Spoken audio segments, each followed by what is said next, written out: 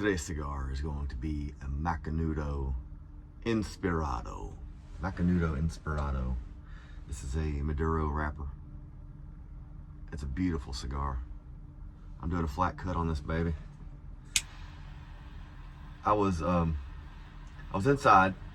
I was like, you know what? I want to smoke a cigar, and I stepped outside. And I forgot that it got cold all of a sudden. It actually snowed a little bit last night, so I bundled up. And I was like, you know what? I'm gonna get in that truck. It's gonna be a little bit warmer than standing on the porch.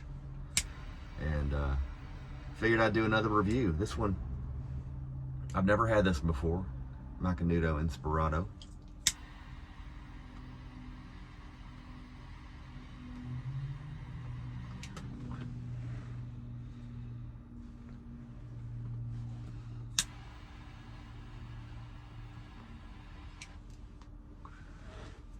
Have you had this one before? If you have, let me know what you think of it.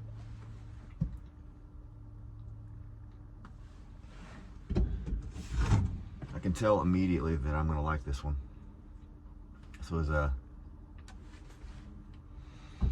you know, I like the Maduros. I like the bolder wrappers.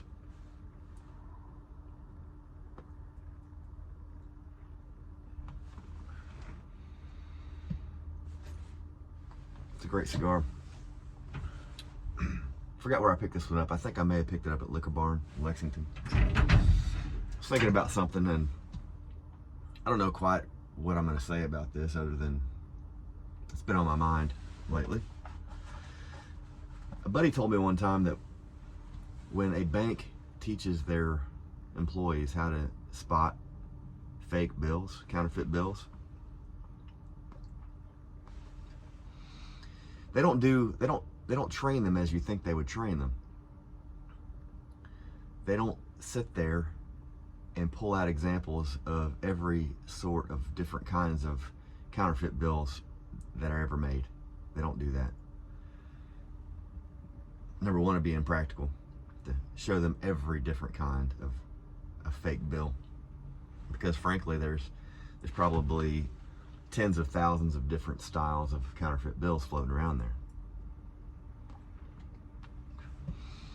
And they do show them the little security features that they put onto bills now. Got the little ribbon in there. You can see it at an angle. They have all the watermarks that they train them on how to view that. But the number one thing that they teach on how to identify something that's counterfeit is to be overly familiar with the real thing.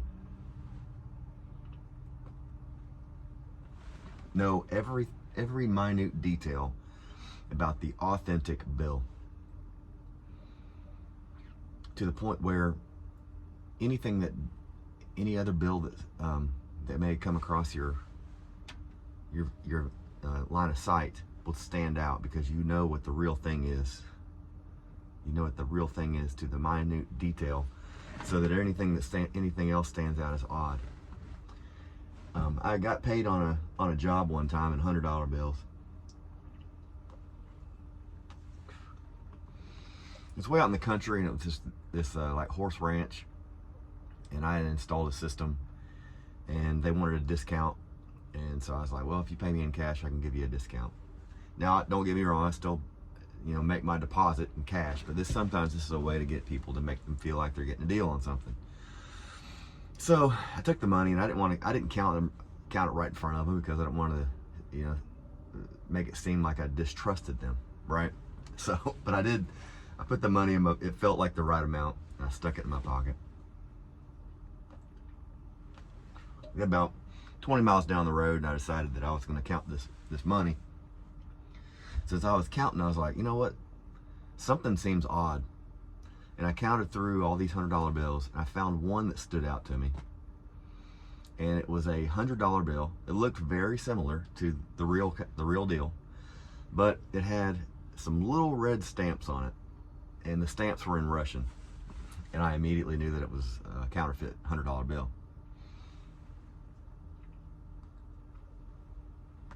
So, turned around, I went back, showed it to the guy, and he gave me another $100 $100 bill. He apologized up and down, and I kept the counterfeit bill. I wasn't going to give it back to him. I kept it. So I went into Lexington, made my deposit, and I kept that $100 counterfeit bill. And I went to one of my favorite bars, and I do work for them too. I clean their ice machine. I repair their coolers whenever they go down or anything like that. And it's McCarthy's, downtown Lexington, Kentucky. So I showed the counterfeit bill to Mike, the bartender behind the counter, and he laughed and was like, man, I can't believe this happened.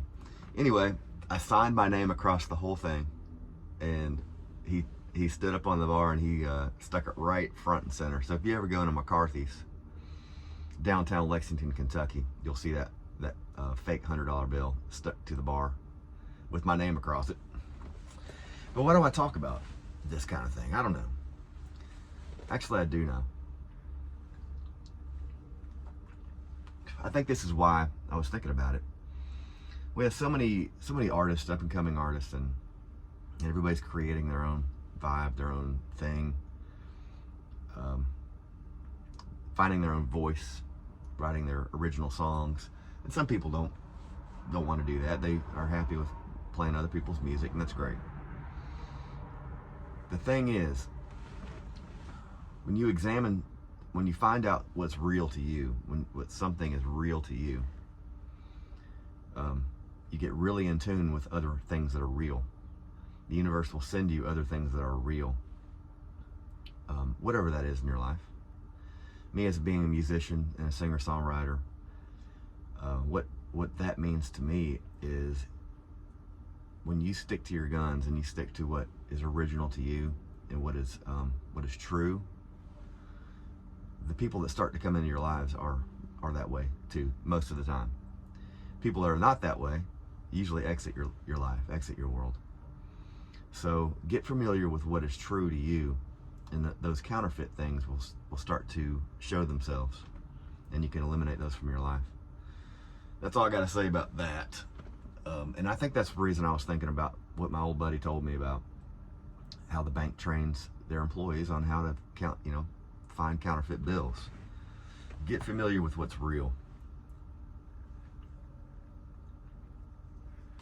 Like this cigar, Macanudo Inspirado.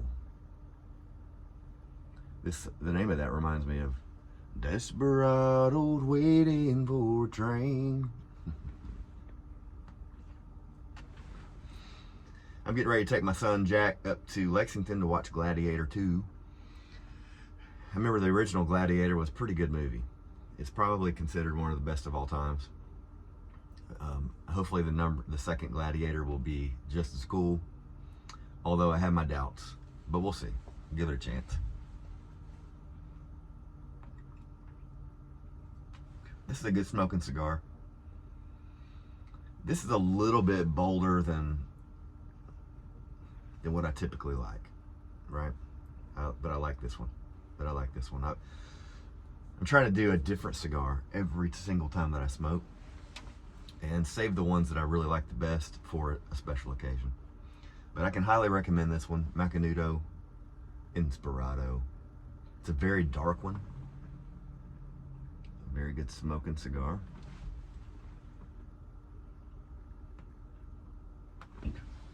Hope wherever you're at, you're happy. And if you're, this is the holiday season. Sometimes it can be rough. It can be a challenge. Even when we have family and friends around us, sometimes it can be a time of reflection and a time where depression can creep in. When the sun's not out as much, sometimes seasonal depression can get us, but it's another season. Just like the seasons always change, that's going to change too. Things get better. If you have any kind of anxiety or depression, it typically will creep back in the wintertime, and I'm guilty of that too. I shouldn't say guilty, it's just a natural thing. It's just a biology, a brain chemistry that sometimes we can take medication for, other times we can deal with it in different ways. But I just want to say that you're not the only ones out there. If you are suffering this way, don't do it alone. Make a phone call, make a friend, get out of the house, do some hiking, things like that. Put yourself in a place where you feel that there might be somebody that can help you through, and that's what I've had to do personally. I've spent many a night alone and depressed and thinking about things I would change in the past. You can't change the past. You can change the future though, and sometimes the best way we can manage depression or anxiety is to have a goal and to make a resolution. When you make a New Year's resolution this year, make one that's very attainable. Maybe it's one that you know automatically you're going to do tomorrow, and you can check that off the list. Make a list of things that are easily attainable, and throw a couple in there too that are dreams that you can shoot for. Having a good solid dream, having something that you feel may not be attainable at the moment, but is a dream.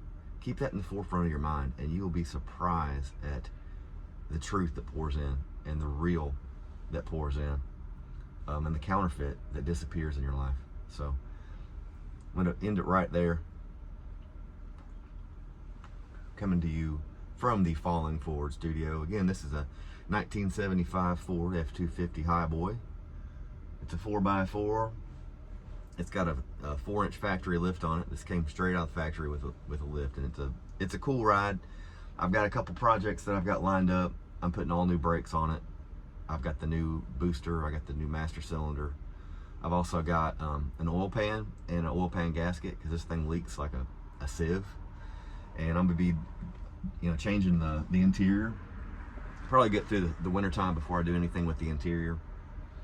I've pretty much got it dried out now in here. I did have one leak on the windshield that I stuck some silicone in temporarily, but it's getting there. It's a work in progress. So be good and be good to each other. Subscribe to this, make a comment, share it around if you heard something that you like. Even if you didn't hear something you like, maybe you'll hear it next time. All right, I'm Lance Rogers. Check my music out. See you next time.